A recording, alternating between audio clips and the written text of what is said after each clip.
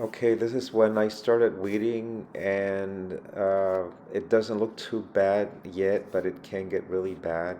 So the weeds are starting to pop up, especially right there. So I want to be on top of it. I don't want to let it go like I've done in the past, and I feel like if I keep it clean and organized, it keeps critters out. And so this is the start of it. I'll be busy weeding throughout the months of rain, spring, etc.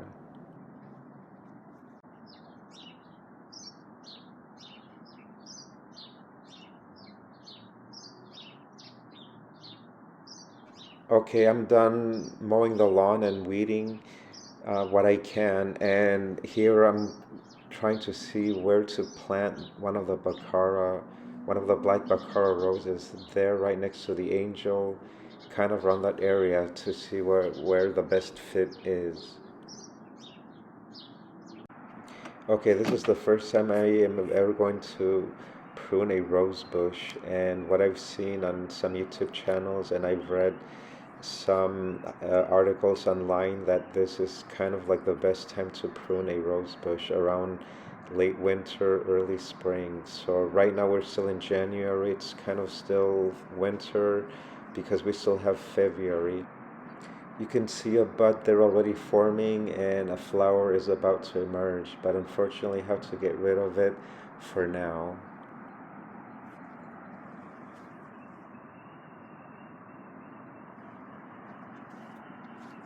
And by the way, I've decided to name this rose bush Audrey Rose because it's a pink rose. Okay, so here we go. This is what I trimmed off so far, and it's a lot already.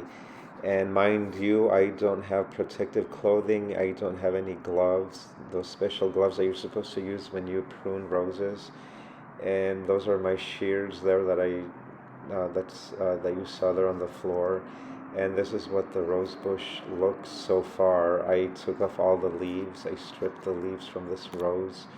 And what I basically did, I got rid of most of the horizontal branches, and I'm trying to just keep the vertical ones.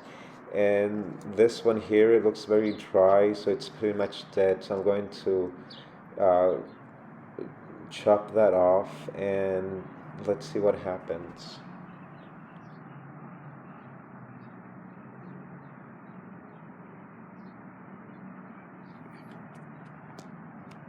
Okay, this is what the rosebush finally looks like. I did cut off that thick dead branch, and I cut off all the horizontal branches. So basically, I left only one, two, three, four vertical branches, and I cleaned out around the area, and that's all what I got rid of. Some of the branches looked healthy and green. Some of them were dead and diseased looking, and I did some cleaning around around the bottom area there.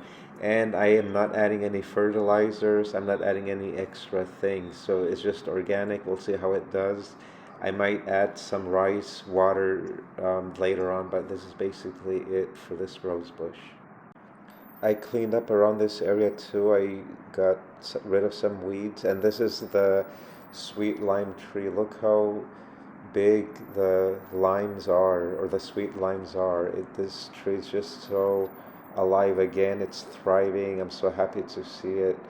Very happy again. And that's all my harvest down there, and I can't wait to eat them. I shared some of them with my neighbors already, and I hope they like them. And this sweet lime tree is just doing beautifully again, once again.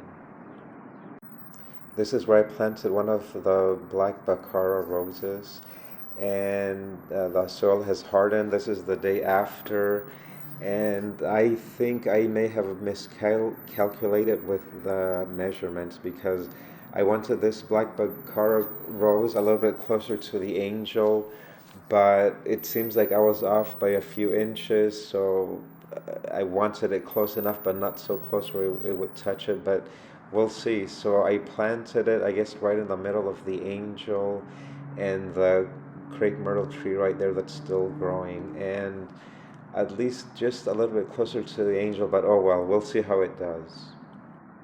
This is where I planted the other black Baccara rose, and I think I may have planted it a little bit too close to this crepe myrtle tree right there.